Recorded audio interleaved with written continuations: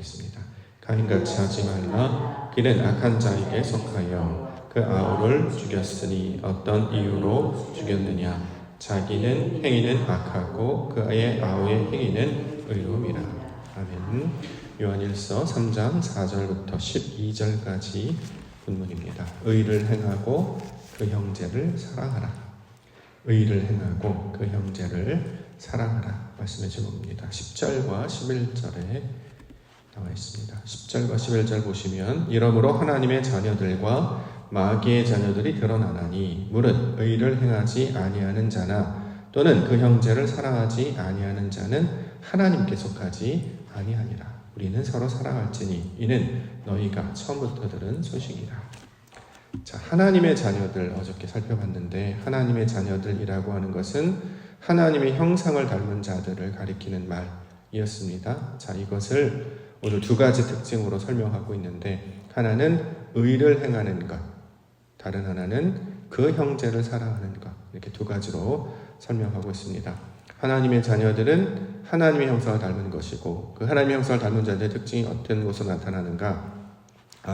의를 행하게 되더라. 또 그 형제를 사랑하게 된다. 자, 이렇게 가르칩니다. 먼저 의를 행하는 것. 우리가 이제 로마서 3장 10절 말씀을 통해서 알 수 있는 것처럼 의를 행한다라고 하는 것은 하나님을 찾는 것을 가리키는 말이죠. 하나님을 찾고 깨닫고 선을 행하는 것. 자, 이것이 바로 의를 행하는 일입니다.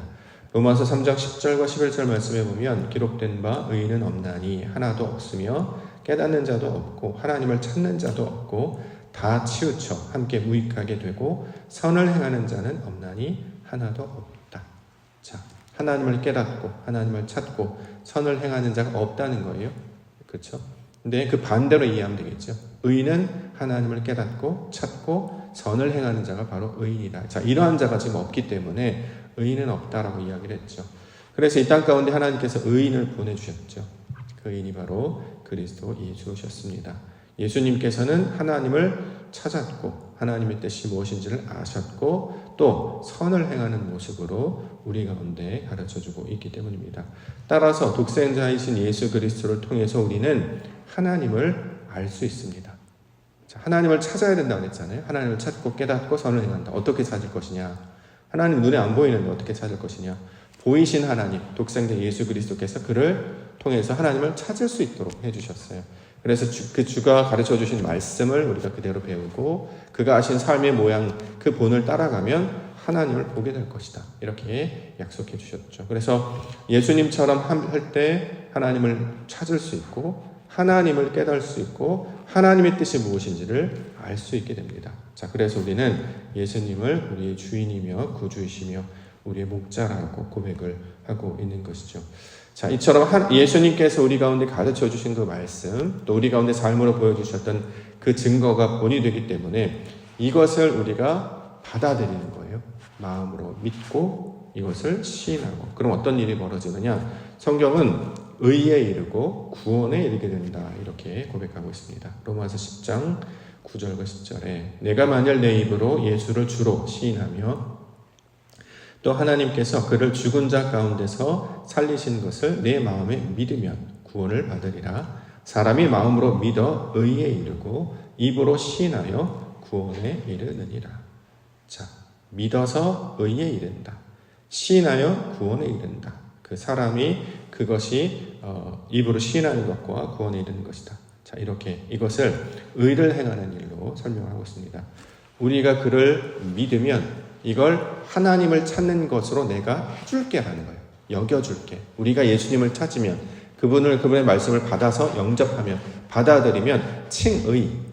너는 의로운 자다. 예수님을 찾았기 때문에 예수님을 말씀을 붙잡고 살려고 하기 때문에 이것이 옳은 것이다. 이렇게 칭의, 의로운 자다. 이렇게 우리를 말씀을 해주시는 것이죠. 자, 이것이 바로 의를 행하는 일이고 또 하나 그 형제를 사랑하라 라는 말씀을 주셨는데 여기서 말하는 그 형제는 예수님을 가리키는 말이라고 했어요.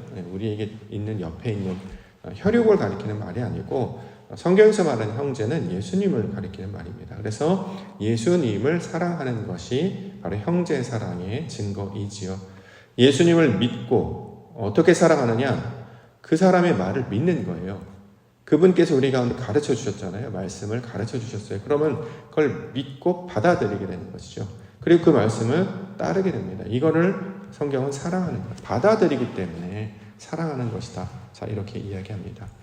우리가 이제 구약으로부터 신약에 이르기까지 말씀을 통해 예수님을 보내주실 것이다 약속을 하셨고, 실제로 신약의 기사들을 보면 예수님이 이 땅 가운데 찾아오셨죠. 그런데 사람들은 예수님을 받지 않았습니다. 믿지 않았죠. 왜냐하면 그들의 기대와 달랐기 때문이죠. 그래서 마지막까지 사람들은 그를 다 배반하고 버리고 떠났습니다. 그렇기 때문에 한 사람도 구원에 못 이르는 것이 아닌가 이렇게 생각했는데, 주님께서 가르쳐준 말씀을 붙잡고 기다렸던 자들, 주님께서 다시 찾아오셔서 제자들과 함께 하시고 우리 가운데 성령을 부어주셔서 하나님의 강권적인 은혜의 역사로 저와 여러분들을 구원으로 인도해 주시는 것입니다. 이게 바로 그리스도의 은혜와 사랑이요 하나님의 은혜의 증거가 된다라는 것이죠. 자, 이처럼 의를 행하고 형제를 사랑하며, 이것이 바로 하나님의 자녀들의 특징이잖아요. 하나님을 찾고 하나님이 보내신 그분을 받아들이며 우리가 이것을 하나님의 자녀들이다, 지금 그렇게 이야기하는 거죠. 그래서 본문에 보면 하나님의 자녀들과 마귀의 자녀들이 드러난다라고 초반절에 설명을 하고 있는데, 하나님의 자녀들은 의를 행하고 형제를 사랑하고, 반대로 이 마귀의 자녀들은 주님을 부인하고 그를 대적하게 된다라는 것입니다. 우리가 바로 육신의 자녀였고 세상의 자녀였고 마귀, 하나님의 자녀가 아니라는 뜻이에요. 자, 그런 자녀였는데 저와 여러분들을 하나님의 자녀로 인도해 주신 줄 믿습니다. 오늘도 하나님께 속한 자들로 살아가게 하시고 하나님을 찾고 그분께서 보내신 그리스도 예수를 믿음으로 받아들임으로 구원에 이르시는 우리 성도님들과 교회가 되시기를 주의 이름으로 간절히 축원합니다. 자, 말씀 보겠습니다. 그 안에 거하는 자 5절과 6절. 5절 6절 보시면, 그가 우리 죄를 없애려고 나타나신 것을 너희가 아나니 그에게는 죄가 없느니라. 그 안에 거하는 자마다 범죄하지 아니하나니 범죄하는 자마다 그를 보지도 못하였고 알지도 못하였느니라. 자, 그가 누구냐? 미국 드라마나 영화에 보면 그분에 관한 이야기 많이, 이런 얘기 많이 하는데, 그가 이 성경의 이 모티브에서 따온 것입니다. 그를 가리키고 있는 말이죠. 그는 예수님을 가리키고 있는 말이죠. 하나님의 아들, 메시아, 그리스도를 가리키는 말입니다. 자, 근데 그분의 특징이 뭐냐? 죄가 없다, 이렇게 얘기합니다. 죄가 없다라고 하는 것은 어둠이 없다, 그림자가 없다. 다시 말해 그분은 빛이시고 하나님이 어떤 분이신지를 안다는 뜻이잖아요. 그렇죠? 죄라고 하는 개념이 빛의 부재, 하나님에 대한 지식이 없는 상태를 우리가 죄라고 말하고, 그러한 상태에 있는 자를 죄인이라고 불렀습니다. 그런데 예수님은 죄가 없다라는 거죠. 하나님이 어떠한 분이신지를 알고 계시고 그의 말씀 안에 살아내신 분이십니다. 그러므로 누가 우리를 구원할 수 있느냐? 답을 알고 있는 자가 우리에게 답을 가르쳐 줄 수 있잖아요.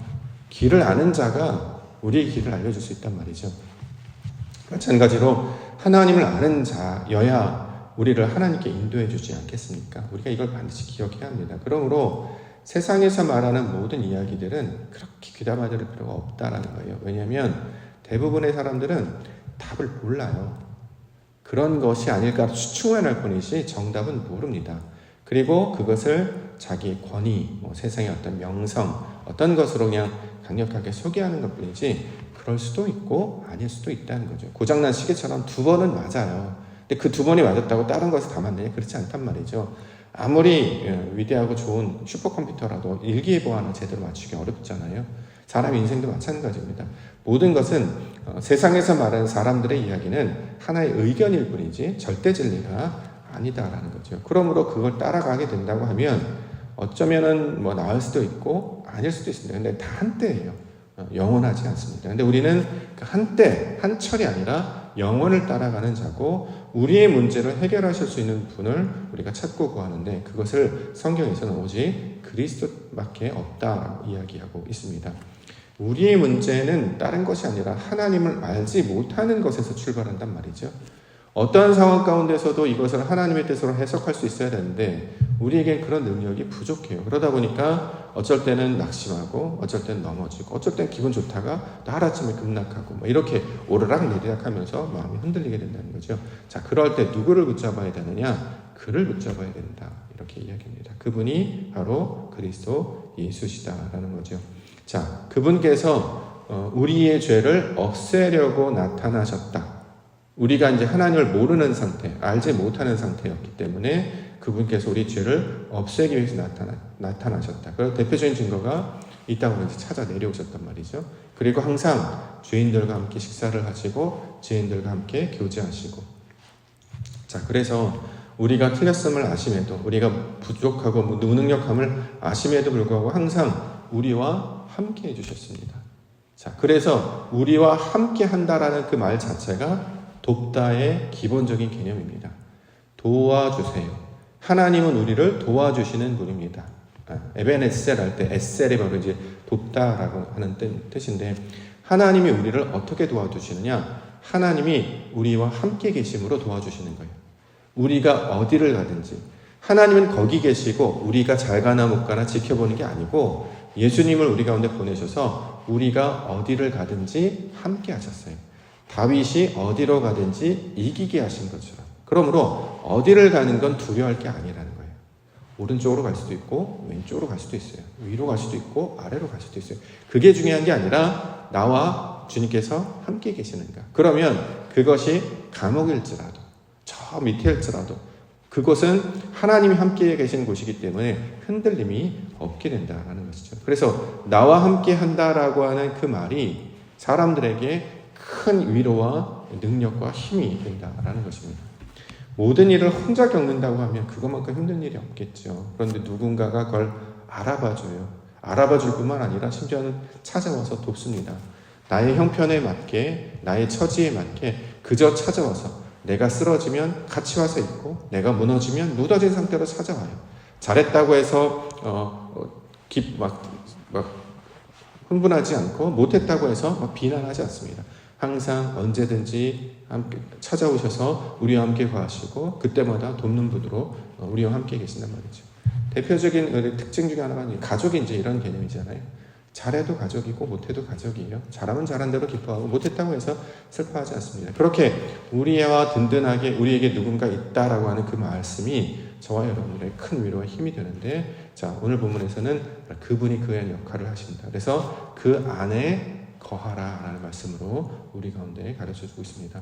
그 안에 거하라라고 하는 것은 내가 혼자가 아니라는 뜻입니다. 주님께서 나와 함께 하시는 줄 믿습니다. 2026년 하나님 함께, 우리 함께, 아무도 없는 것 같은데 말씀으로 하나님 함께 있다, 우리와 함께 있다. 그것을 교회로 또 기도하는 자로 사람들로 이렇게 보여주셨습니다. 그러므로 이것이 고통을 나누고 고난을 나누게 될 때, 자, 이것이 하나님의 복음의 말씀이 될 텐데 이것을 붙잡고 나아가는 자는 다시 힘을 얻고 나아가게 됩니다.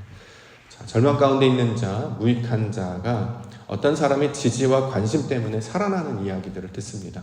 세상에서는 보잘것없어서 늘 실패하고 오랫동안 아무 일도 이루지 못했습니다. 그래서 자기 스스로 무너지는 거에 익숙하고 부서지는 거에 익숙했어요. 그런데 그 무너지고 부서지는 것을 안타깝게 보고 도움이 필요한 자로 봐서 누군가 찾아와서 당신은 괜찮은 사람입니다. 당신은 좋은 사람입니다. 라는 말로 해주고 그 앞에서 함께 그 고통과 고민을 나누게 되니까 그 사람이 살아나는 이야기들을 요즘 가끔가다 듣습니다. 자, 이것처럼 이게 이제 세상의 원리인데 하나님께서 성경에서 우리와 누가 함께 있느냐? 바로 그리스도 예수께서 함께 하실 것이다. 그래서 다른 사람은 다 버려도 주님은 저와 여러분들 절대 버리지 아니하는 줄 믿습니다. 그 말씀 붙들고 예수님과 함께 동행하기를 원합니다. 그 증거가 뭐냐면 십자가예요. 십자가로 우리를 업으시고 우리와 연합하셨잖아요. 그 증거가 뭐냐? 끝까지 우리와 함께 하겠다라고 하는 증거입니다. 단순히 예수님 십자가를 죽으셨다 그 정도가 아니라 우리와 절대 떠나지 아니하시겠다. 그래서 제가 일전에 말씀드린 것 중에 하나가 그 겟세마네 동산에서 기도하시다가 고민하여 심히 죽게 되었다라고 이야기하시고 슬퍼하시는 장면이 나와요. 왜 슬퍼하셨을까? 하나님의 뜻을 행하는 것인데 아버지께서 하는 일을 기뻐하는 것으로 기쁠 건데 왜 슬퍼하셨을까? 그게 좀 이해가 안 돼서 한참 고민하다가 제가 찾은 결론이 3일 동안 아이들과 헤어져야 되잖아요. 제자들과. 그렇죠? 3일 십자가 죽으신 지 3일 만에 부활하셨기 때문에 3일 동안은 같이 못 있잖아요. 육신으로. 그렇죠?